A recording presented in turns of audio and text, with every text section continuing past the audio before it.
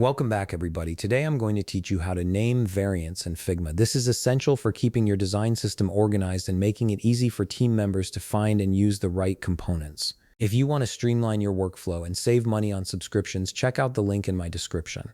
First, open your Figma application and make sure you're in the file where you want to work with variants. Let's say you have a sample button component already created.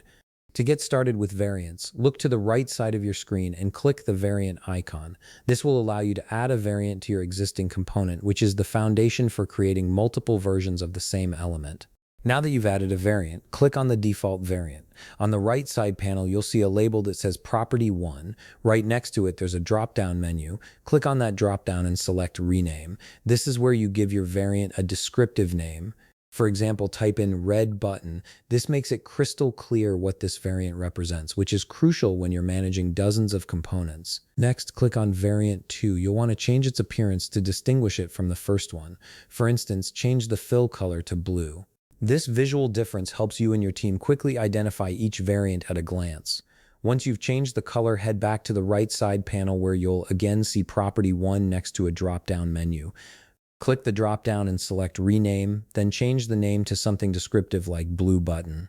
Now here's an important step that ties everything together. Click on the whole component itself, not just one variant.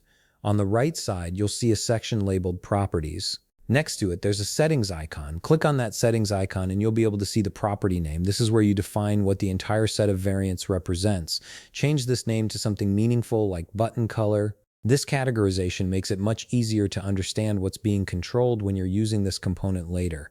Let's put this into practice. Drag the component you just created onto your canvas. Once it's placed, look at the right side panel again. You'll see the name of the component along with a drop-down menu. Click that drop-down and you'll be able to choose from the variant names you created, like red button or blue button.